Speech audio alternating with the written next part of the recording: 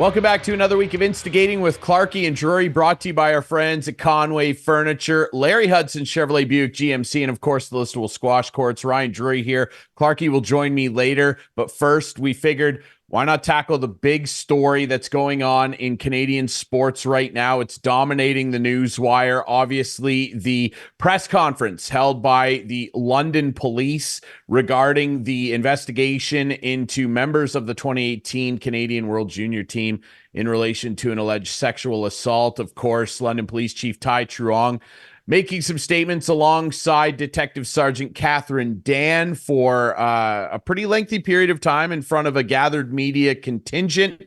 And one of those gathered media is here with us, a colleague of mine from Blackburn Media, LondonNewsToday.ca's own Craig Needles. Craig, how are you?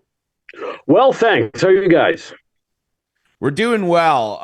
Obviously, like I mentioned, you were on the ground on Monday for the press conference that revealed some things and it withheld quite a few others. I mean, what was the general consensus amongst the gathered media there in terms of what was said and maybe what was not said on Monday? Well, I was saying to some of the outside of London reporters before the newser started that you think that police are tight-lipped in Toronto. Wait till you see this. And I said, you're not going to get a whole lot today. And my prediction proved to be accurate, which was fine. The most interesting part of the news conference, though, was very clearly that Ty Truong had apologized to the victim.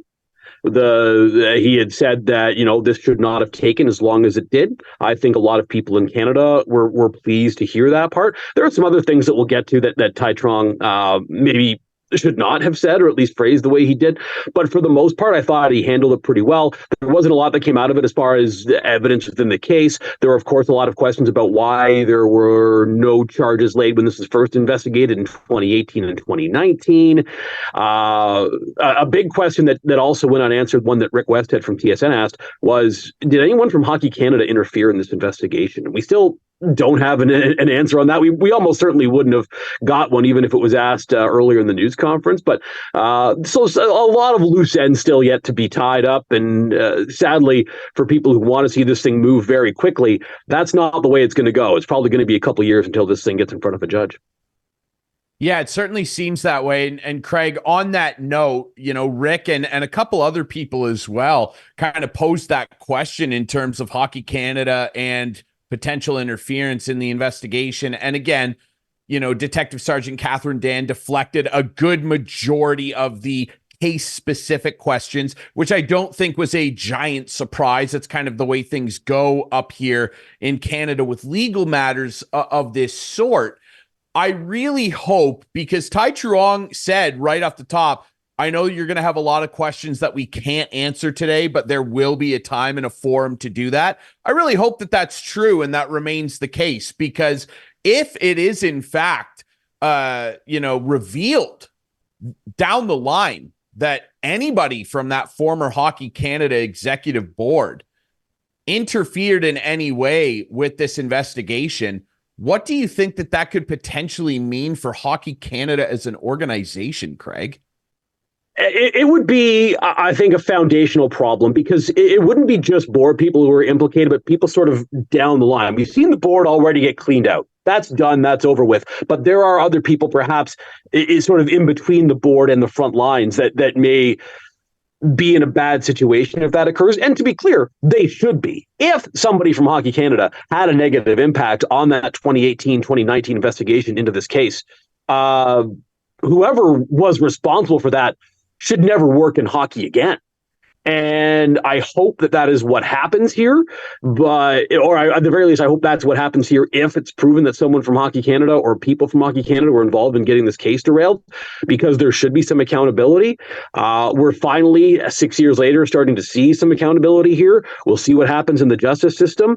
But there were situations where, or at least thoughts that I had, that, hey, maybe this thing was never going to get in front of a judge. Hey, maybe we were never going to see accountability here.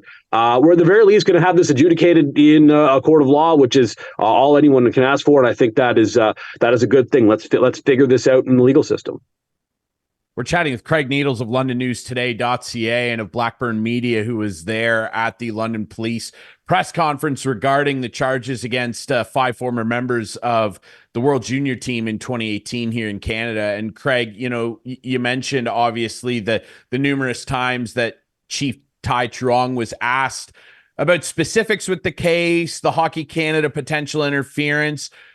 Let's go to the other side of the ledger here. What if it comes out that the London Police, and he was asked about this numerous times and they deflected this as well, the most Ty Truong did say was that they continue to improve every day in their response to sexual violent crimes. All those, feel-good buzzwords that you can throw out in a case like this. What if it does come out that the London Police Service back in 2018 and 19 did not do a thorough enough investigation and that is found to be true? What would that potentially mean? That's a good question, because a lot of the people who would have been the decision makers when that occurred already don't work there anymore via retirements and shuffles in the department and things along those lines. Truong said, in fact, that the investigators who were working on the 2018 case that was in February 2019, they decided not to charge anyone. He's already noted that the investigators there are not working on this case anymore, and in some cases, they don't even work in sexual assault anymore. So I think that there would be some repercussions organizationally, but the people who are directly involved here, by the time we get this sorted in 2026 or whenever it is, they may already be gone. So the individual may not necessarily see those repercussions, but the legal system and then the system within London Police definitely would see that, because they would want to they wouldn't want to, they would have to show the public that, hey, this is not going to happen again. We are taking steps A, B, C, and D to make sure that we don't have the type of ball dropping that we did here in this Hockey Canada case that caused this thing to be delayed for 6 years. Craig, you've been in the news game a long time. You've been a colleague of mine for a good chunk of my career over in London, and you've obviously engaged with many different police forces, police chiefs, officers, detectives over your time in the industry. Specific to London here, and we heard a lot of different questions thrown out about their accountability, their relationship with the public, why the public should believe that they can trust them. They touted numerous times, at least Detective Sergeant Dan did, about their relationships with numerous different sexual violence advocacy groups in the city. In your opinion, and to be fair, that a lot of this can't be levied against Chief Truong. He is still very new on the job. But in your experience, what would you say is the level of public trust and the level of relationship, in a good sense, if any, that the public in London has with the London police force? I'll be straight up. If I had to rate on a scale of 1 to 10 compared to where it's been in my career since I've been here and other places I've worked, I might rate it a 2 right now, honestly. Because people who are quote unquote pro police, and I don't like to put people in those buckets, but for the simplicity of this conversation, I will. They would say, hey, they're not efficient enough, they don't do enough, they don't get to problems fast enough, and that's caused issues in the community. The people who are quote unquote anti-police, defund the police, all the types of buzzwords that you want to say. Again, I don't like putting people in those bins, but I have to, just because we don't have 3 hours to talk on the show. They would tell you that London Police may be trying to do some work in order to rebuild community trust or build community trust, but they're still failing in several key areas, including when it comes to the safety of women and girls. So you would find a mix of opinions, but more often than not, you would have, I think, just in my reading of the pulse in the city, negative opinions about where London Police are at right now. To Chief Truong's credit, he knew that when he came in, he understood that was a thing, and he noted that repeatedly as he took the job. But there's still a whole lot of work to do, and what's gone on this week, and we don't have to get into the weeds of the London Police budget and some other things that are going on. What's gone in this week, the Hockey Canada and their budget situation, things have been set back further this week as opposed to pushed ahead, is what I would say, when it comes to the relationship between London Police and the general public in this community. Very interesting. Craig, I want to jump ahead to, obviously off the top, you referenced the one big noteworthy moment of the press conference, which involved Chief Truong apologizing to EM, the defendant, or rather the claimant in this case. The other standout moment involved yourself, and that was after Chief Truong, unasked in the middle of another reporter's question, took the mic. And up until this point, I thought he was doing a pretty good job until he took the mic and just went on a little bit of a side note tirade about how sexual violence is increasing against women and girls because of the way they're written about, they're portrayed in the media, music videos. He specifically referenced music videos, and that falls right into magazines, video games, all the same stuff we've heard. Craig, I grew up when the internet started becoming popular. I've played video games my whole life. I mean, we've been hearing stuff like this since Columbine and even before, and I think it's a very lazy thing to reference. But Chief Truong went down that road, and you immediately were the very next question, and this was the other standout moment from the conference, and he said that was a reason why things like this and crimes like this persist and are increasing. Your question was posed to him: do you think that taking 6 years to properly investigate and bring charges in a case like this also contributes to it? Before you even asked the question and you were hearing what Chief Truong was saying there during that diatribe, what was your reaction, and what was the reaction of some of your colleagues in the room discussing it afterwards? Yeah, there were people that are pretty surprised by that. He did a very good job staying on script, except for that one moment. And look, he may or may not be right. People might think, well, he's right when he says that. Or here's the thing: it doesn't matter whether he's right when he says it or wrong or whatever. It wasn't the time. It wasn't the time and place. You're doing a news conference where you're acknowledging that your service has screwed something up here. So getting off topic of things that have gone on with your police service was not the right move, in my estimation. And I said to people who were there, I felt, look, this news conference needed to get back on the rails. So since I had the next question, I asked the question you outlined there, which was, hey, as much as you want to blame these things for what's happened and cause safety issues for women and girls in the community, what the biggest thing that causes safety issues, I think, is when women or girls who have been sexually assaulted go to report and they are not believed by London police, which has been a big problem here for years, or they're just kind of sloughed off and the case isn't worked on thoroughly. That seems to have been what's happened here. So that to me is a bigger problem than anything to do with magazines or music videos or movies or other things that he cited. So you may think he's right. That little, I call it a soliloquy. You may think his soliloquy was accurate, but it wasn't the time or place for it, I don't think.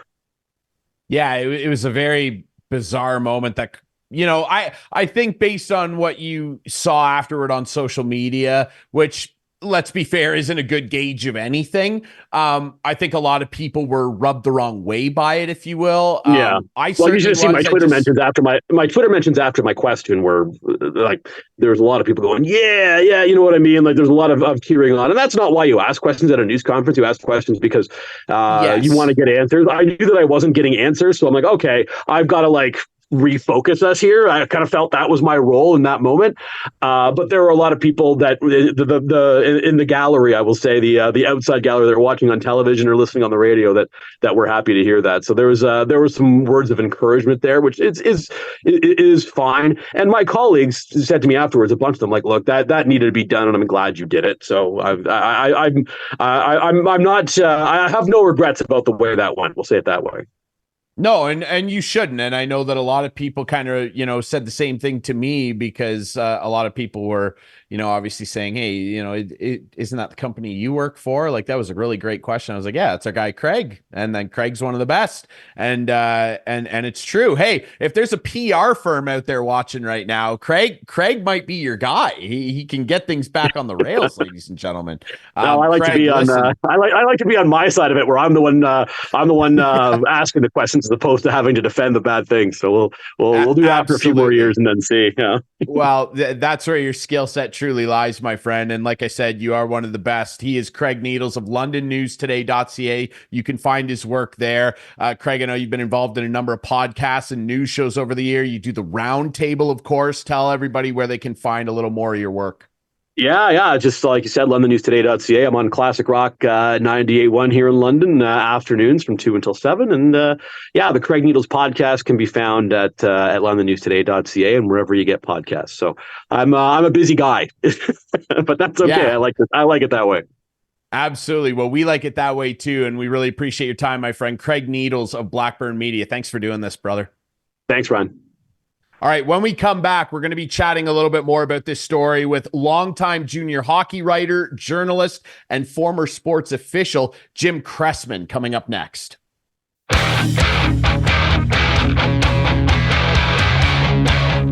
Welcome back to Instigating, brought to you by Conway Furniture, our friends at Larry Hudson Chevrolet Buick GMC, and of course, the Little Squash Courts. Continuing to dig into, obviously, this evolving story in London where the 5 former NHL players have now all been charged with 1 count of sexual assault. Michael McLeod, also an additional sexual assault charge for being party to the offense. And we're very pleased to be joined now by a great friend of ours here on the show and someone who's covered the game for a very long time, our friend Jim Cressman. Jim, how are you? Hey, Ryan, how are you doing today?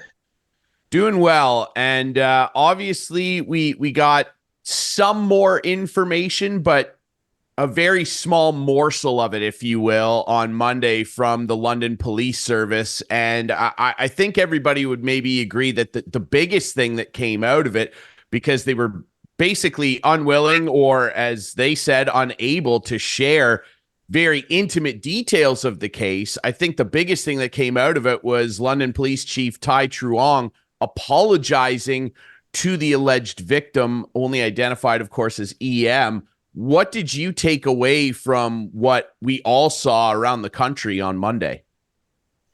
Well, I think the apology that was interesting. I've seen a lot of people, a lot of lawyers, a lot of other experts, sexual assault people commenting on an apology, and there's a lot of takes on it.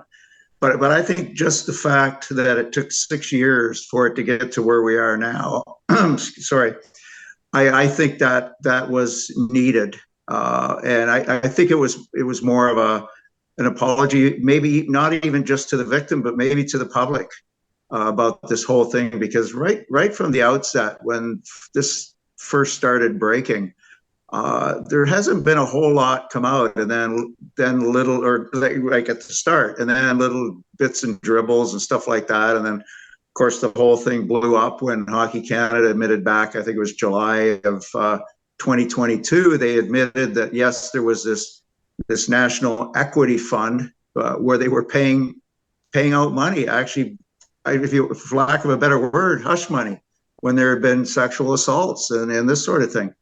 And then, so then a day later, I think that's when the London Police, and I got to point out here that Chief Truong, he's the 3rd police chief involved in this, and he only came on the scene less than a year ago. So he's really a third party to all of this. But back when the Hockey Canada admitted there was this fund, the London Police had already closed off their case and basically told her to go back to Hockey Canada for their investigation. Well, then when it came out that Hockey Canada had this fund and that there was a payoff, she was seeking $3.55 million, I think it was. It's never come out how much that she received. That's when I think the bells went off at London Police Services.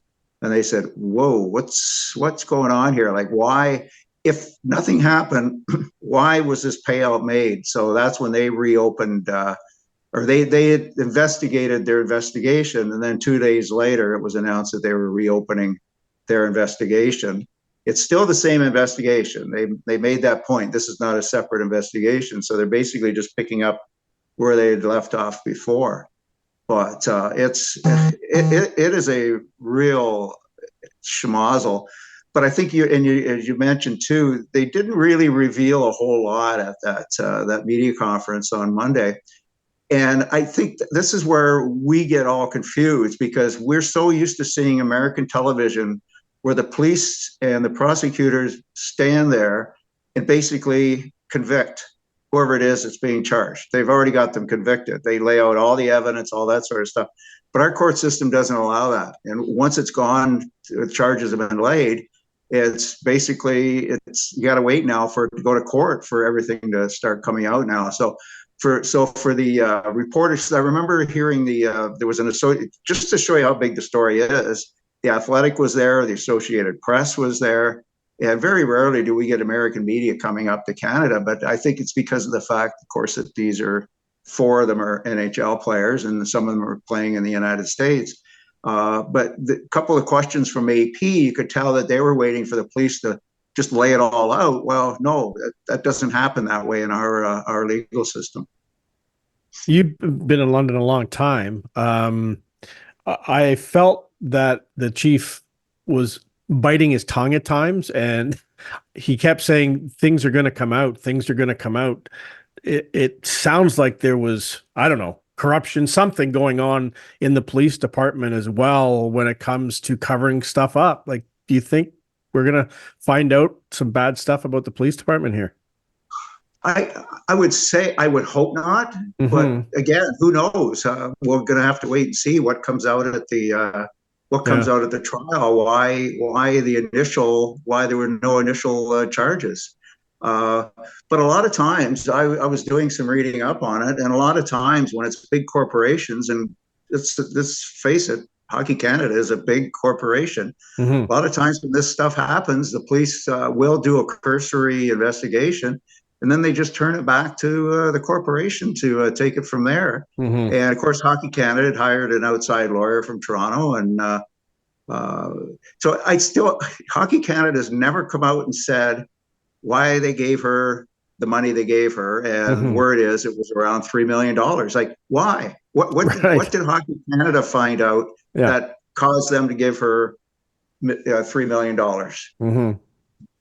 And I think that's what, as I say, that's what I think caused the alarm bell to go off at London Police Service. That, whoa, we better have get digging into this again, because if they've given her $3 million, something happened. Something definitely happened. I hope that that's what we find out, because, like you said, Clarkey, the London Police Chief Ty Truong, he did mention numerous times, almost reassuring the gathered press that details will be available eventually. We will be able to share with you everything, but we can't do it right now because it's before the courts. And they reiterated that numerous times, much like Jim mentioned, that I'm sure kind of ruffled the feathers of some of our American media brethren. However, what I would hope is that, like Clarkey pointed out, I really do hope that it doesn't come out that the police had something to do with either sweeping this under the rug as well, or just doing what many people, don't have faith in police services, because many people have the perception, for good reason, that they sweep these things under the rug and don't take these investigations seriously. Now, I hope that that's not the case. What I would say, too, is that a number of different times, Detective Sergeant Catherine Dan, who's in charge of the London Sex Crimes Unit, she was asked numerous times by a few different reporters whether or not Hockey Canada interfered at all with the first part of the investigation back in 2018-19. And obviously, she continued to have to deflect and say, I cannot reveal that because it could damage the case. What I hope is not the case is that it doesn't come out that they didn't have any evidence because they didn't do a thorough enough investigation, and that's why she couldn't answer that question. Because if she had, I assume the reason that she kept deflecting there was that, well, if we admit that we didn't have good evidence back then, and we come out and say, we're very sorry, the investigation wasn't thorough enough. They asked the chief that numerous times too. How do you answer to this? Why was this not done properly the first time, at least in people's perception? If they came out and said that, I doubt that the case would be able to have much strength in court, because then the defense lawyers could go, well, you admitted that you didn't do a good job before. What's to make everybody believe you're doing a good job now? That's, I think, why they would continue saying that, Jim, correct? That's a good point, Ryan, because long time ago, London Police Chief Murray Faulkner, who was a really good chief, he just brought that up on in an interview with CTV London. He talked about that. He said this is going to be interesting to see, because it will come out at the trial. It'll have to. This will all be part of the case. What was done, what wasn't done on the initial investigation, and to paraphrase him, he just said, "I really hope this doesn't look badly upon the London Police Service." But again, we're not going to know any of that now until the trial, and that could be, and they're even saying it months. It could be up to 2 years, because of course in Ontario you got to get the speedy trial thing. You got to get it within 2 years. But this is just, and I know the media is going to want more information, but being a former sports reporter and having covered some things like this, not a sexual assault, but I was involved in a few stories that were going to court, and you just gotta bide your time. Like there's nothing else that they're going to say, and nothing else that they're going to be able to give any evidence, because that would taint the case for sure. In fact, if they were to start giving evidence, as I say, like they do in the U.S., it would be thrown out. I would put money on it that it would get thrown out, because how would you ever find an impartial jury?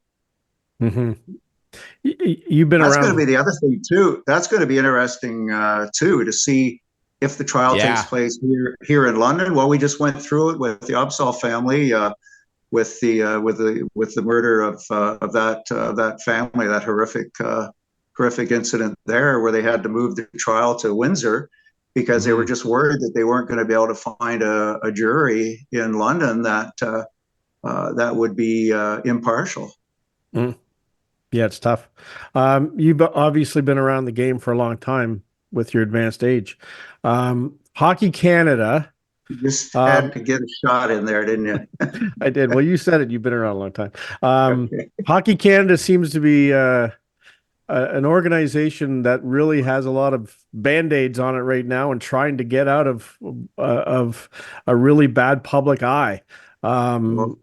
Like, you've obviously heard and about hazing along the way, and they just keep continually, as Ryan said, sweeping stuff under the carpet. How do they turn themselves around and become an organization people can depend on again? Well, it was so interesting too that, like, when this whole thing kind of blew up, Tom Rennie all of a sudden, I think I'm going to retire. Well, like, where is he in all of this now too? That's going to the witness list. The witness list is really going to be interesting. Agreed. Because they'll have to sit in that in the witness box and tell the truth. So, and it's not like a government inquiry when they can just sit there and deflect and not answer questions. Yeah. I think you could see this could be the end of Hockey Canada as we know it. The government, once this all stuff. Oh, I have a visitor here. Sorry. It's all good. The cat's upset. The cat's upset. Rightly so. No, he got breakfast. He got fed. I made sure. Okay, good. Anyway, that was, as I was saying, like, once this stuff all starts coming out on what was done, what wasn't done. We could see the government just blow up Hockey Canada and have to. Already we got parents that are refusing to pay some Hockey Canada fees. Good. Because they don't want their money going. And now Hockey Canada says, well, we don't have this national equity fund anymore. Well, it came out that it was over $8 million has been paid out. Well, that was all registration fees that parents were giving to Hockey Canada for their kids to play hockey. Yeah. When in fact, it was going somewhere else. It's nefarious. Like, I don't even think the surface has been scratched on Hockey Canada, on what's gone on there until the court case starts, and then I think it's going to be really interesting to see not only what happens with the players, and they're innocent until proven guilty, of course. But I think you're really going to see Hockey Canada just wiped off the map, and they're going to have to start all over again with a clean slate somehow. Yeah, but they talk about the hockey culture, and being a strong hockey fan as I am, there's no question in my mind that the hockey culture is at times awful. Well, we still hear, even though they brought in all these policies and stuff like that in all the leagues and well, we just talked about right here at home, the OHL, we still hear of hazing incidents and stuff like that. Yeah, and as you say, it's the culture. It just seems to be, it's just passed down. Well, at some point, it's got to stop. They got to get through to the player. Well, I don't think it's just the players. I like management has to take some responsibility on this. At some point, I think they've all got to get serious themselves and just say, you know what, we're not gonna stand for this. And if we find out anything, you're gone.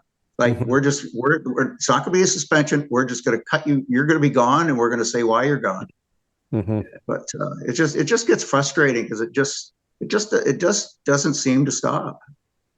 Yeah, it's really unfortunate. Of course, we see that new case going on in Quebec right now, obviously, related to hazing. And of course, everybody, if you're not, you can look it up. Most hockey fans are familiar with Dan Carcillo's story and some of the awful stuff that he recounted from back in his OHL days. I know they're supposed to have, as David Branch stated a number of years ago when those cases were before the court. Remember, there was upwards of 15 players that were in a class action suit against the OHL and CHL at large. And David Branch said, we have a zero tolerance policy for this. And I have a hard time. I'm just going to, those words could come back to haunt a lot of people here. I really think so too, particularly David Branch, Jill Courteau, all those guys who ran leagues. As Jim rightly pointed out, Jim, we're chatting with longtime journalist, sports reporter, and official Jim Cressman. Jim, I'm curious about this. Retired. Yes, well, retired, but no less important. Let's get that right. I want to ask you as well about a really interesting part of the media conference the other day. I watched the whole thing and I thought that Ty Truong, who, as you pointed out rightly so earlier, is the third man in on this. He was not the chief of police when this was all occurring. That said, I thought he was doing a pretty good job until he took the mic unasked. He wasn't asked. This was in the middle of a reporter's question. Where you're going. Yeah. And unprompted, he got up to the mic, and we talked to our friend Craig Needles about this, but he got up there and it went on a diatribe for 2 minutes about how he thinks it's a problem the way that the media writes about young girls and women and music videos and the way we portray young women and video games, media at large, really. And he feels that contributes to violence against women. I had a real problem with that. And I don't know how you felt about it, but I grew up just as the internet started becoming a thing. I was a kid way before the internet became public. I grew up as it became public. I've seen all the sticky mess that it has caused in people's lives. I've been being told since I was a little kid, Jim, that violent video games would make me violent. I'd want to pick up a gun and shoot people. We've been hearing this crap since Columbine and before. I don't believe it. I think it's a lame excuse to. I hope this isn't what he was trying to do, but I've always found this argument a lame excuse to try and almost sweep under the rug, for lack of a better term, the actions of a few people who commit heinous crimes. What did you think of that statement from the London police chief? It surprised me. I question the platform, but he was before, North American and probably international, because I'm sure this story, because of Formanson playing over in Europe. But so if he had waited a few days to maybe hold a separate press conference or something to talk about this topic, maybe it wouldn't have got the attention that it got. I thought he made some good points, but it just didn't seem to be the place or time for that. It kind of threw me too. I thought, whoa, what's happening here? But I just think I think he just wanted to get something off, because I know I've met him. I don't know him well or anything like that, but he really seems like a genuine person. and I know a lot of London cops, and they really like him. They like the stuff that he's done already. I know people on the police board, they really like him. He's a young guy. He came from York Regional Police. He was kind of a surprise when he was named the new chief, because for the last few years they've always been promoting from within. But maybe too, the London Police Service decided, you know what, maybe we need to go outside to bring in somebody that's fresh, new, doesn't have any preconceived ideas about the force, and let him or her have a look at it and decide what direction it's going to go. So from a standpoint as a new police chief, I think he's been doing a very good job. I thought maybe he should have maybe prefaced it a little bit about what he was going to get into, because as I say, it just was kind of it just seemed like it was a shock factor almost. But we do know that some of the stuff that not some of the stuff, but there was things in there that, yes, it is true, the way the women are being portrayed. Well, all you have to do is look at Taylor Swift. Like, look at all the haters on Taylor Swift, and they forget how much money she is putting back into those communities. Wherever she appears, she's donating up to $5 million to the local food banks. As a volunteer at the London Food Bank, I wish we could have a Taylor Swift concert here at the Bud Gardens so she could donate some money to our food bank. But wherever she's gone, you hear these stories about her donating the money, and yet the haters are still out there. But the haters are always going to be there because they don't like to see anybody who's on top. Well, look at Gretzky. Gretzky was great until he got to be so good, and then everybody hated him. And I could go on. And we've got players today that are like that. The haters on Sidney Crosby and Austin Patrick Matthews. Mahomes, Tom Brady. Yeah, exactly. LeBron. Yeah. So I and they're so just. I was just going to say they're so under the microscope too, right? All these people, like one little thing can set people off. Like if Taylor Swift doesn't acknowledge Celine Dion after, my God, you know what I'm saying? Like it's just it's non-stories, and no one would have done that. I think Jim might have commented on that. Nobody would have done that if she was a man. I said I think Jim might have commented on Facebook on that.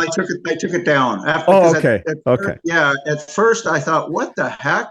But then you could see just the utter elation on her face, and then afterwards there was they were showing hugging and stuff like that, and Celine Dion said she saw no slight, and she at first the look on her face was whoa, because Taylor just came over and just grabbed it out of her hands. Yeah. But I think it was just the whole elation. She just because initially they didn't comment the fact that was her fourth for that category, and that's a record. That's a record. The other, she had been tied with two or three others at 3, so now she's got the 4th album of the year, which had been unheard of until she got it.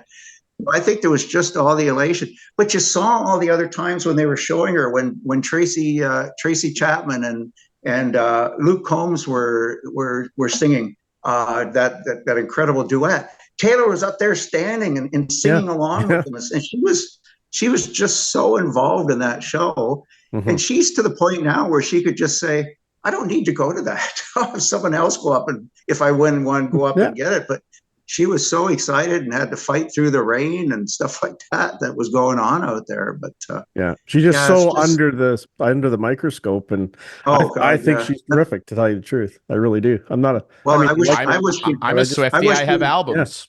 Yeah. I wish she'd never stopped doing country. See, that's when I caught on to Swiftie though. When she changed. Jim, is that I got to ask a question? Something's been bothering me. Please is that do so. Very still cat on your counter over your left shoulder, or is it just a picture on the counter behind you? Look behind you. Shoulder? To your left shoulder, on your counter. Is that a cat? What is that? Oh no, that white thing. I don't know. Doesn't that look like a cat, Ryan? A little bit, yeah. It's a chef. It's an Italian chef. Oh, there you go. Is it white? A little Italian chef. Beside your plant.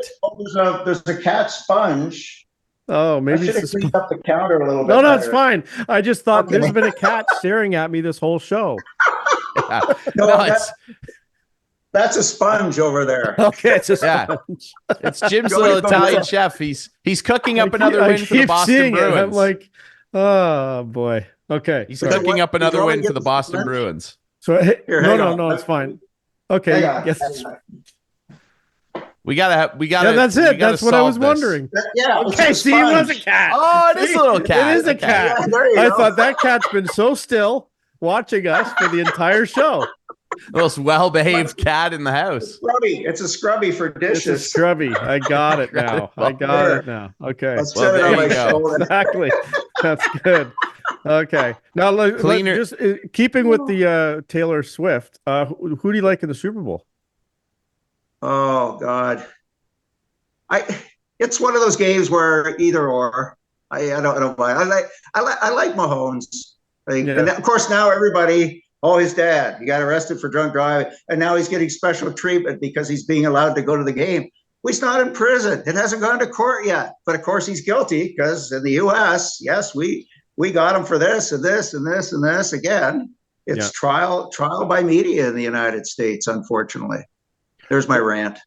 There you go. Here's another chance for a rant. What do you think of all the gambling ads and everything that's been going on, especially considering Super Bowl's coming up?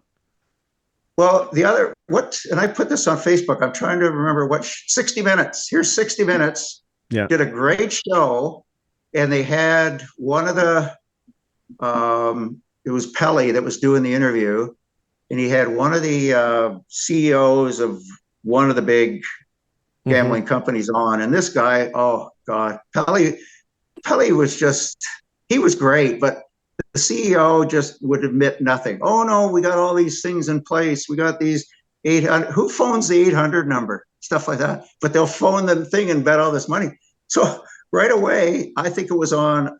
I try to remember what 60 Minutes was on, because of course we get the Canadian channel feed, and right away. As soon as they cut from that interview, it went to a Bet 365 ad, and I thought, oh my God! And then there was another ad, and then there was another. It was a FanDuel ad or something like that. And I love how they camouflage this FanDuel halftime panel. These two people sitting at the desk, and they're supposedly analyzing the game, when in fact it's a FanDuel ad, and it's all about what the betting line is now for the second half, because they get right into that. It's just society and all the addictions that are out there. And I'm not a prude saying we shouldn't have it, but we're just inundated on television. And no wonder these kids, and of course you have to click the box that you're 18 years of age or over. Well, I'm wondering how many are on there that are betting on their phones that are clicking that and that aren't 18 years of age and over. Like, it's just at some point the line's gotta be drawn. Well, they banned cigarette advertising on television eventually, and I think they cut down on liquor advertising on TV. Like it's not as much. Quite as a bit. Yeah, quite a bit. And here's my thing too: like you can tell who's winning, i.e., customer versus companies, by the amount of money they're spending on advertising. That's gambling. Guess where they're getting gambling. it from? The money they're spending, as you say, on advertising, but having people like Wayne Gretzky.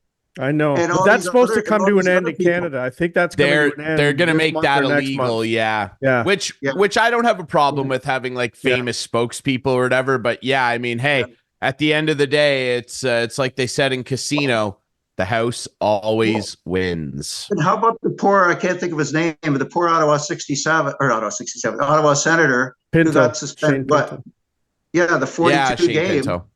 and he's wearing a betting company's logo on his helmet. Well, he has to, because they sponsor, they pay for that. Like that's, if we want to get into the hypocrites, we could talk about the NHL and Gary. And how about we could go back to that other topic? I couldn't believe that Gary Bettman sat there at that press conference at the All-Star weekend and said what he said and didn't say anything about this whole thing. Like, Gary, you got 4 of your players right now that are in court. and they're playing in your league. So is anything like that going in your league? We still have never found out, and I'm not saying Corey Perry's guilty of anything, but we still haven't found out what happened with Corey Perry, why all of a sudden he was gone from the Chicago Blackhawks. There was all these rumors, but talk about rumors. Like, some of that stuff was disgusting.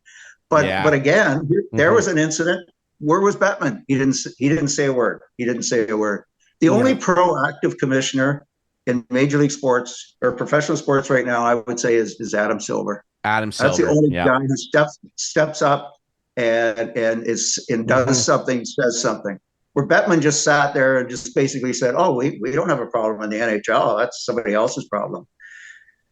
Okay, Gary. They're all cowards, and I don't know. I can't stand it. Jim, before we let you go, I'd love to ask you this.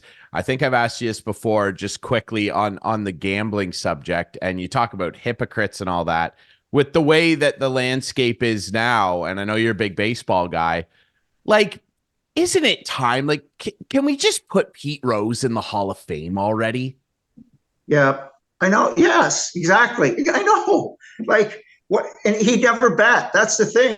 He never bet on the Reds. We've had players since then that have bet on their own teams, and all they get is a slap on the wrist.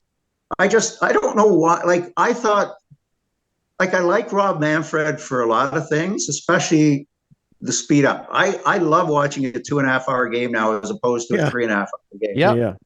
Especially if you're in the ballpark and the sun's beating down on you. Like, can you get in and get out of there in 2.5 hours? That's awesome. And I think what he's done in that aspect is good. Come on, Rob. Like, lift the band so Pete can go where he deserves to be. Because what he did, man, I used to love watching that guy, Charlie Hustle. I loved watching him play. Like, that's the type of players we need more of today. And I just put something on my on Facebook. Mark Fidrich, the Monday night baseball game where he beat the Yankees in his rookie season, a complete game too. Wow, whoever thought a pitcher could go a complete game? And I just said we need more of these guys in the game today. Like, man, we got to have fun. They always say it's a kid's game. It's adults playing a kid's game. Well, let them play. Let them play the kids' game. I have to ask one other thing, and you've alluded to it on Facebook. Did Zuckerberg suspend you? Like, did you get kicked off Facebook or something? I've had 2 bans from Facebook. What did you do? I don't know. I went against community standards. I didn't call anybody an a-hole. Like, wow! From all the stuff you see on there.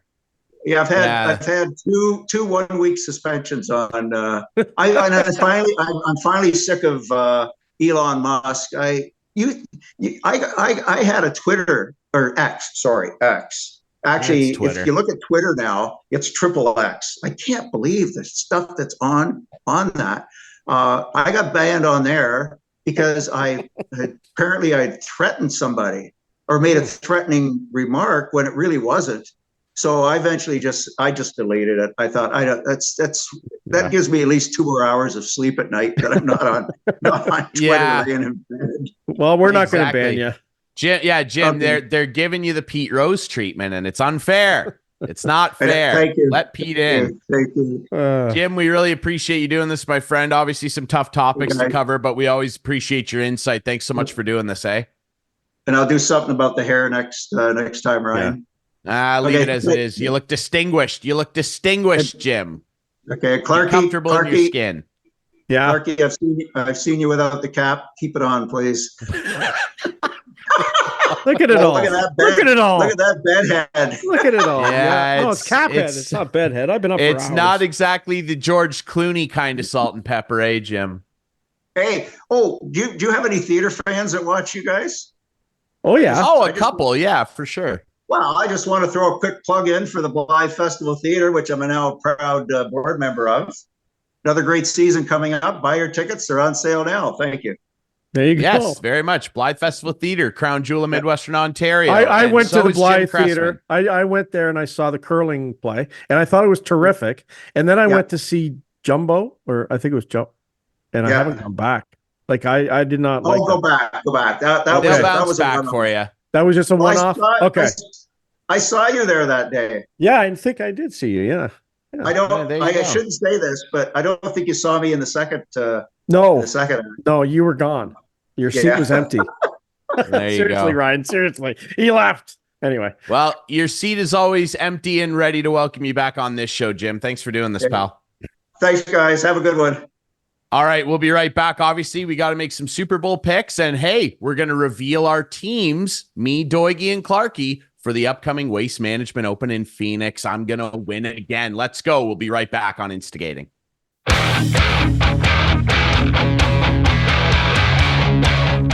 All right, back to wrap things up here on Instigating this week, brought to you by our friends, of course, at Conway Furniture. We'll hear from them again in just a little bit. Of course, our friends over at Larry Hudson Chevrolet Buick GMC and Listowel Squash Courts. And Clarkey, boy, a couple great guests talking about some not fun stuff this week. Craig Needles and Jim Cressman, our friend, doing a great job for us. We really appreciate them. has to be addressed, right? You have to talk about it. So.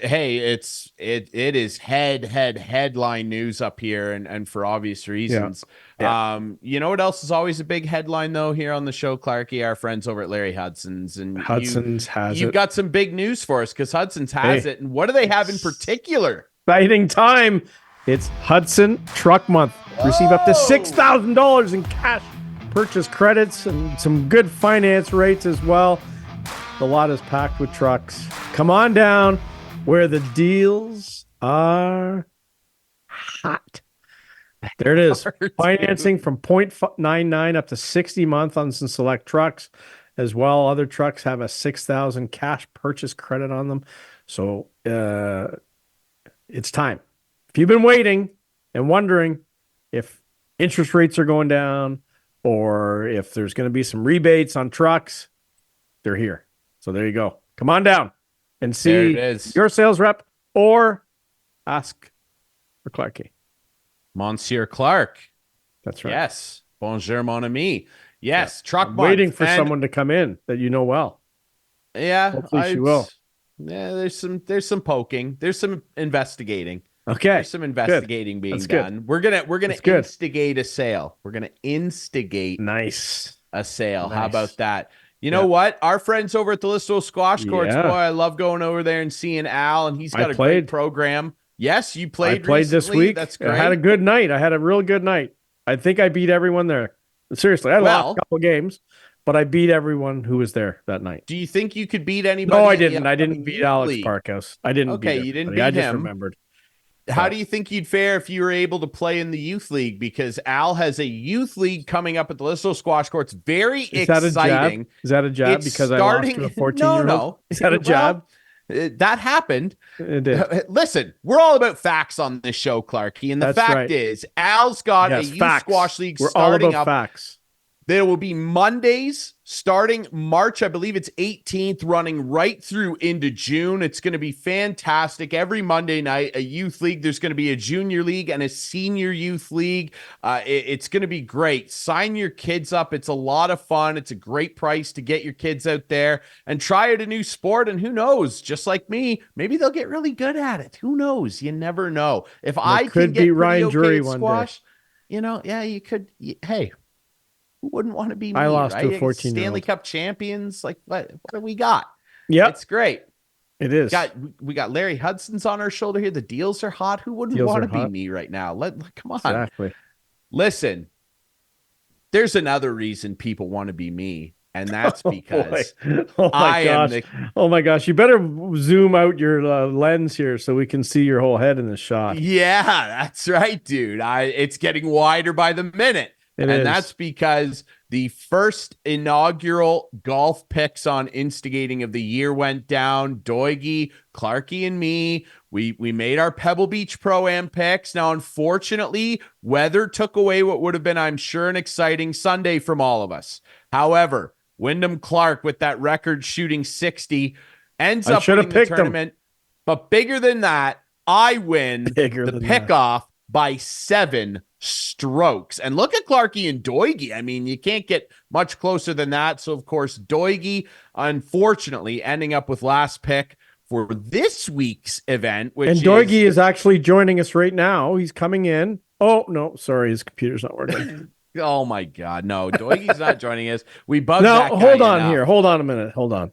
No, Because I don't want to hear complaints. there's something on this board. I think, Adam, we need to, there we go.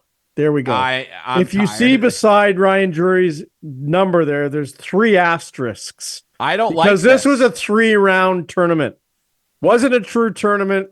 It's never good when a guy walks off the course on a Saturday and finds out he doesn't have to play on a Sunday. Congratulations for your asterisk win, Mr. Drury. It's good. Yeah, Good. well, The asterisks are right there. They're right there. I don't accept your asterisks. I'm not Barry Bonds. Adam I picked put them what on. was in front of me. I picked Who's what Adam? was in front of me, and I don't like the little conspiring between the two of you behind the scenes here. I feel picked on, just like that time you called me out about my goal call. I don't like the conspiring that goes on behind the scenes. Here's the other thing we instigating. need, Adam. I'm going to do a little business here. Adam, we need that goal call as a drop-in like they do in Overdrive. We're going to drop that in every once in a while in the show. I think that'd be fun. Don't do that. Oh, no, that'll be fun. It'll be fun. Don't do that, because it's Why? not because I was paying homage to Doug Roach. Like, we don't need to be, we don't need to make fun of the homage, right? Like, okay, I don't that's know. fine. Do whatever you want, Clarkey. Thanks, I will.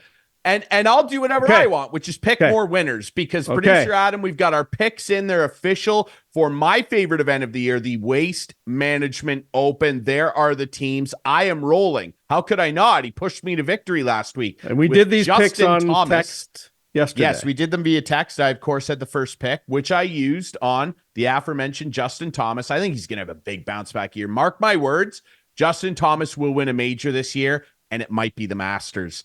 I took Justin Thomas, Hideki Matsuyama, Sammy Burns, Sahith Theegala, who, as we record this, was leading the tournament. Chris Clark rocking with world number 1 Scotty Scheffler, Max Homa, Matty Skechers, Mr. Matt Fitzpatrick, and he's my favorite guy Sung now. J M, who had a tough shot on the opening day. Ian Doig rolling with Jordan Spieth, who had a really nice, solid first round. He loves playing the Waste Management. Good pick by Doigie. Cam Young, reigning winner, literally reigning, Wyndham Clark, and my guy, Rick Fowler, Mr. Creamsicle himself, who, of course, won this event in 2019 after years of trying. I like my Phoenix picks. native, of course. Who's winning after round 1? Well, it's not over yet, so it doesn't matter. As we record this, more bad weather. The PGA, just bad luck with weather. Terrible. Start here. It was the weather in pouring California in for that Pebble Scottsdale. Beach was just unbelievable. I tuned in on Saturday. Tornado warnings. It was crazy windy, 70-mile-an-hour winds and pouring rain, and they had mudslides. It was terrible out there. Can't tee off into that, ladies and gentlemen, let me no. tell you, which is why they had to blow it dead and hand me a well-deserved 7-stroke victory.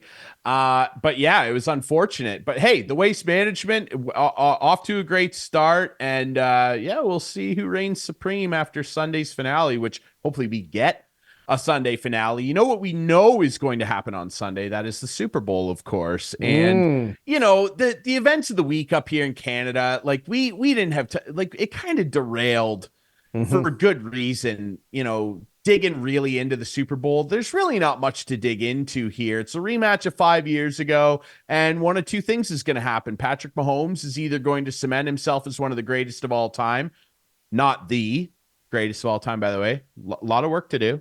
By the way, just for everybody out there, based off my couch potato last week, my secondary one, dug up a little fun stat here with you.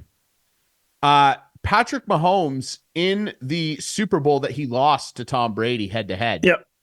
These were the first half stats in that 31-9. Let me say that again, 31-9. Dude, why do we have to relive this? We already heard all this. Because halftime, Patrick Mahomes, 9 of 19 for 67 yards. 67 I don't care. yards. Who cares? No pass touchdowns, no interceptions. He would turn it around a little bit. He'd throw 270 yards, no tuds, 2 picks. Tom Brady at the half, 16 of 20, 140 yards, 3 touchdowns. Thank you very much, ladies and gentlemen. 31-9 for the Buccaneers. And the greatest of all time, Tom Brady. Or the 49ers, and finally Kyle Shanahan, can cement themselves as a truly great team, not a truly great also-ran that could never get it done in the big dance. I'm on the 49ers, and it's not because I don't want to see Mahomes catch Brady or something. I think that it's a great story. I like Kyle Shanahan. I love Brock Purdy, and the Mr. Irrelevant thing, he will shake that, man, and he will make a lot of NFL scouting staffs reconsider their lives if he wins the Super Bowl, let alone what if he wins the MVP. I love Christian McCaffrey. He's one of my favorite players ever. He's carried me to no fewer than 3 fantasy football titles in the last 5 years. I love Christian McCaffrey. I think he's the most talented player in the NFL. I'm on the Niners. I'm on the points. Christian McCaffrey anytime touchdown is just goofy. Like you have to pay so much juice for that. I think it's like minus 360. Like it's almost not even worth betting it unless you're going to put it in a big parlay. I will say this. I do like an over in field goals, take over 2.5 field goals. I think there's going to be a lot of kicks in this game. Travis Kelce, anytime touchdown. I'd even put some juice on him scoring the first touchdown. And I think Brandon Ayuk is going to score twice. That'll give you some major payback. I think Brandon Ayuk's going to have a big, big game for the 49ers and could even potentially, I'm going to probably lay some money down, Clarkey, on Brandon Ayuk being the MVP. It's really good money on that. So I'm going to sprinkle. Okay, now, sprinkle away. Well, let's get a prediction. Let's get some scores here. And Adam can do a board for next week. Let me have 49ers 30, Chiefs 24.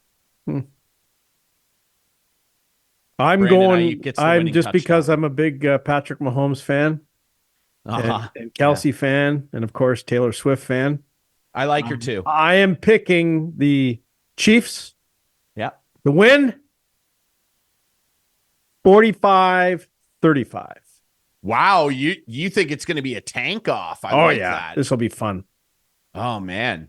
Hey, I'm not going to complain. I don't care either way. My girlfriend, look, I don't my either. future father-in-law, Jim. Your future. Whoa! Hold on. What? Is there news someday? Here? No, there's not news. Are you going to do it on Super Bowl? Is it going to be you? Are you going to propose? I'm going to be the reporters asking. I'm going to steal Travis Kelce's thunder. Exactly. No. Wow. Jim Kilgore and David Kilgore. Flip that, Adam. Jim and David, listen. They're huge 49ers fans. And I won't be invited back to the house to see the dog, which is important to me, if I don't side with the 49ers here. Okay. And I like them. I like their likable team. George Kittle, he's my guy. And McCaffrey, come on here. I like the 49ers. They'll kill me if I don't pick them. I genuinely think they can win this game. But if they win and Taylor Swift's happy and whatever, I'm not going to care. Yeah, my team. I don't care. I just want a good game. Want a good close game. That's all I care about. Yeah, don't for so many years. Seattle, Denver. So many years we saw terrible games.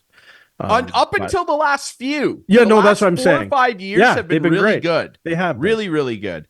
Yeah. Starting with the New England comeback against Atlanta. That's when it started to turn. Yeah. That's when it started to turn. Yeah. All right. Obviously, it's time for our favorite segment, right? It's everybody's favorite segment. Listen, Conway Furniture, Highway 86, East End of Listowel. Look, they're going to take care of you. And Super Bowl week, listen, this just happened too, by the way, with the hats. It just sort of started one day. You did it, I did it. We're good. This is us. This is us. And we are friends with our good pals down at Conway Furniture. That's right. And that's why we rep them here. Look, we go above and beyond. We go above and beyond. Yeah. And they go above and beyond too. This is one of the best couch potato weeks in the sports calendar. Super Bowl week, waste management. There's hockey on, although nobody will be paying attention probably. Look, there's a lot of great stuff going on. Okay. Yeah. And if you want to join in and you want to be a couch potato, you want to join the couch potato movement, you go down to Conway Furniture. Yeah. And get a couch. And you go in there and you get a great deal on not just couches, lots of different types of furniture. We should throw in a free potato with every couch purchase. Courtesy instigating. Hey, you go home, you get yourself a nice baked potato, sit down on the couch with that, break it in. See you later. Exactly. Don't drip cheese on the new love seat, though. Don't get cheese on the new love seat, okay? Unless it's leather, you can just wipe it right off. Absolutely. Well, and listen, you're not going to have to wipe off any sweat or anything moving that thing, because the price you see on those items in there, those beautiful love seats, those couches that will turn you into a couch potato at Conway Furniture, They include HST and delivery. See ya. You don't have to pick it up and deliver it to your home. They're going to do it for you. Okay. There's no hiding. It's a straight up price. You go in there. What you see is what you get. Is that what we forgot? The Super Bowl this week? You know what we forgot? I don't know if Adam has it even. We have an intro for this. Remember? We have an intro for the couch potato. Yes. I don't know if Adam has it or not. Adam, can you pop on and let us know if you have it or no? No, I don't have it. No. Okay, no problem. Next week we'll debut our new opening. There is a new intro, and it's going to be a voice you all know. Okay, we're gonna do something really special. Yeah, we just threw Adam under the bus a little bit because we didn't talk to him about it, so it's not his fault. Yeah, we didn't do. We'll have it next week. You love doing this, man. You're throwing people. Ian Doig. I just said I didn't throw him under the bus. You're driving Doigie, the bus. Doigie, yeah. Last week, here's the story with last week's sketch potato. As Adam can attest, I didn't have one. And as I was sitting here for 45 minutes watching this in pain and agony, I thought, this is my couch potato. Like, there's no question. So that's why I went. But I got a good one this week. Can I get right into it now then? Before we get into that, there was massive rapid fire text between me and Clarkey last week. Hey, can you do this? During the show. Well, listen, not even during the show. During the IT department trying to fix his computer.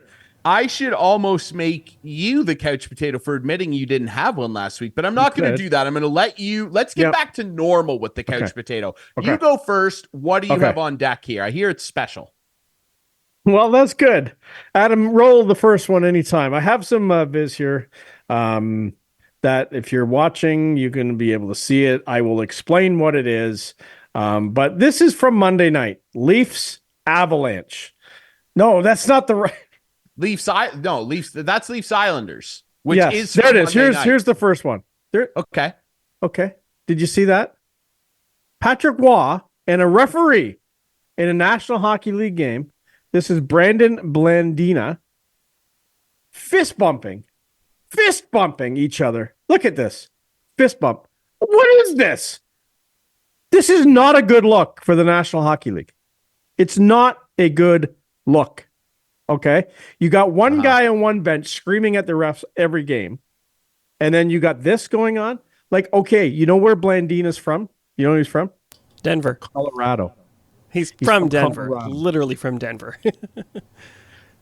So, okay, yes, except that they were playing the Islanders. I agree. From Long Island. But don't you think he's probably a big Patrick Waugh fan? Well, probably. Yeah, he certainly looked like he was. Let's just get to the point where somehow this leads to that's why how the Leafs lost. Well, no, not how the Leafs lost, but now here. You can roll the next one. And like, there was a big hit in the game. And we're gonna see this big hit. And it's just not the way. So Benoit there runs after that's Barzal. Barzal. Okay. Then someone else steps in. Then we hit the next video. Someone steps in and fights Benoit. Okay. Now, what happens when someone fights a guy, just runs over, and I think who is that? Horvat. That looks like, that's Horvat. Yeah, that is Bo Horvat. So he jumps in and fights Benoit and went right over to him, dropped the gloves. What should the call be? Generally, it's an instigator. Right. Do you know what they called? They gave him 2 minutes for unsportsmanlike conduct for starting the fight and 5 minutes for fighting.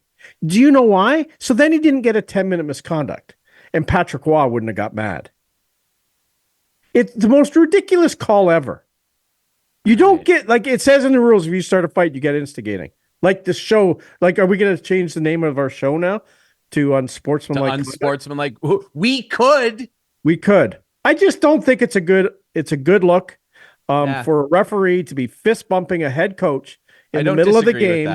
I don't disagree. No, you don't. No, I don't disagree. Yeah, no, it's not a good look. It's not a good look. But it's not why the Leafs lost. They lost because they're soft and they're the Leafs. Did I say that's why they lost? No, but that's where it always leads. It gets there eventually. No, I didn't say that. This is unsportsmanlike conduct based on your behavior sometimes. That's what this is. So Brandon Blandina from Denver, I hope you celebrated the Stanley Cup victory when Waugh played, and you're happy. And 2 Stanley Cup victories. Yeah. And every time you ref one of his games, I'm sure you'll do everything you can to make them win, because that's why the Leafs lost. Over to you. Producer Adam, I jumped in there for you and made sure to point out that it was 2 Stanley Cups, which are now up to 3. I was going to say 2 under what? 3 in total. Two of them largely because of Patrick Waugh, although that team was loaded both years. I mean, Forsberg, oh, what a team! What a team of players. No fist bumping coaches and laughing and carrying on. None. No, nobody was fist bumping Mark Crawford back then, dude. No, he was there for the second one, of course. Yeah. What a team, though, of guys that cared and wanted to play hard every night for the money they earned. Peter Forsberg and Sakic, Ray Bourque. What a team. What a team. You know what I mean? All right. My couch potato. This came out of Super Bowl week. Clarkey, listen, recently we featured some wild clips from press conferences and bad questions and stuff. This one, look, I've been watching the Super Bowl a long time. Yeah. Love the Super Bowl. Yeah. Media week, it's a wonder that some of these guys don't want to do this stuff. Yeah. This is the King Daddy topper, as our friends at Overdrive would say. This is the worst. This is the worst one. Producer Adam, roll the clip here of a reporter asking Brock Purdy about someone they think he looks like. Producer Adam, roll this for us, please. You and Lee Harvey Oswald circling around the internet right now. People think you two look alike. Did you ever hear that before? I haven't. That's my first time hearing it. Yeah. What do you think about that comparison? Physical comparison, obviously. I don't know. Oh, stupid. My God. So this is a two-parter. So stupid. It's a double dose couch potato for that reporter, whose name I don't know off the top of my head. Someone will share. Who cares? Don't even say his name. I know. Here's the double dose. Here's why he gets 2 baked potatoes on his new couch from Conway Furniture. It's one thing to ask this poor young guy about that. Hey, you kind of look like the most infamous assassin in North American history. Mm-hmm.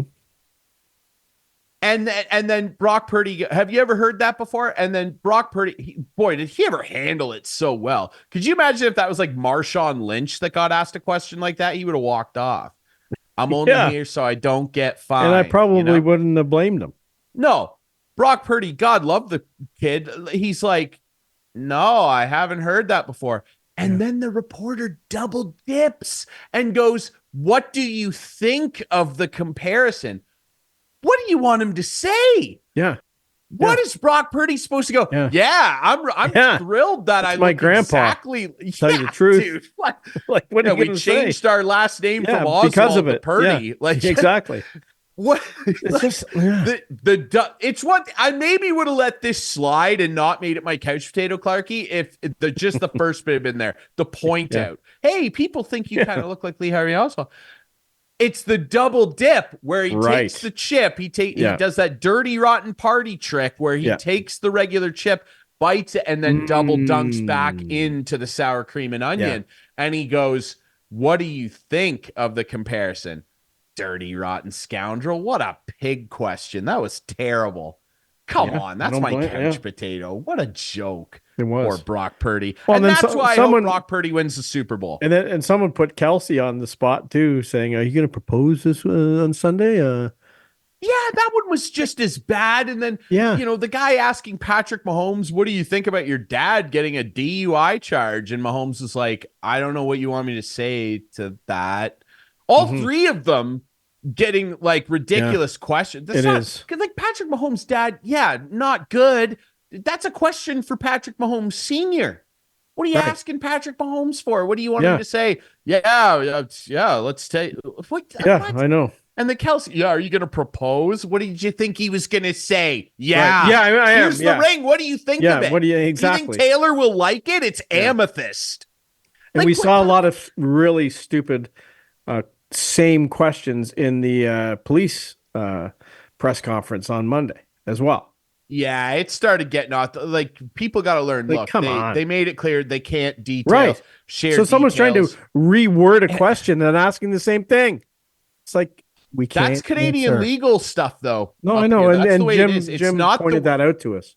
Yeah, and Craig as well, and that's not the way that it goes up here in the States. They'll lay everything right out for you generally, depending on the state you're in. Yeah, sure. They'll come right out and go, yeah, this is the evidence we have, and we've got this witness, and blah blah. It's not how it works up here, guys. Anyway. All right, Clarkey, do you got anything else? We feel good about our Super Bowl picks? You don't want to change anything? 45-35 picks? Yeah, 30-24. Let's go Niners. Faith in the Bay. Let's do it. All right? No? And the price of the tickets in Vegas are stupid. All-time high. All-time record for Super Bowl tickets. It's a joke. Eventually, who's paying $45,000 for a ticket? Come on. I don't know. It's ridiculous. Timmy Cook's taking all the Apple it's employees ridiculous. Or something. I don't know. Holy smokes. Anyway, I've been to that stadium. Tim. I had a tour. That's right. Right you in, did. It was right in the Raiders dressing room. Yeah, it was awesome. Hey, did you see your buddy Antonio Pearson there? Did you ask him if he looked like anybody or? No, you didn't ask him. Yeah, you didn't get a chance. No. It's cool though, because they have artificial turf in, right? And then game days, they bring in, they ship the real grass outside and let it grow. Yeah. And then on game day or game before, it's on rollers and it rolls in. It's kind of really cool. It is cool. Well, we'll see. And they're the only ones that use it. Result. Like the university that uses the stadium doesn't get to use the real grass. They have to play on the earth. No. That's a Raiders thing. They pay for it, obviously. They got a grass technician. Yeah. But it's quite a place. Like even the Raiderettes, is that what they're called? Have a spectacular dressing room. It's crazy. As they should. As they should. Yeah. How about that? Sure. All right. That's it for instigating this week. Thanks again to our friends Craig Needles. No asterisks on this show. Today, no asterisks. Never. There's no asterisks with anything to do with the show. Well, despite what you may have seen tonight. Just one thing. Our friend Jim Cressman as well. And remember, everybody, you can watch this show Friday nights at 8, Sunday nights at 9 with our friends on Whiteman TV. That's channel 6 for Whiteman subscribers. We debut on our YouTube channels Friday nights at 9. You can follow us on social media at Instigating Pod. Find the podcast version on all your favorite podcast apps. Thanks to our friends at Conway Furniture, Highway 86 East End of Listowel. Larry Hudson, Chevrolet Buick GMC Truck Month. Go in, go get one. Go see Clarkey or a sales rep. And of course, our friends. Yes, they are hot. They're red hot, just like Brock Purdy and the Niners are going to be. And just like your kids could be if they join Al's Listowel Squash Court Youth League. Go on their socials and find out the details. Very easy to do so. Thanks to all our sponsors, our great guests this week. We'll be back next week with more Instigating.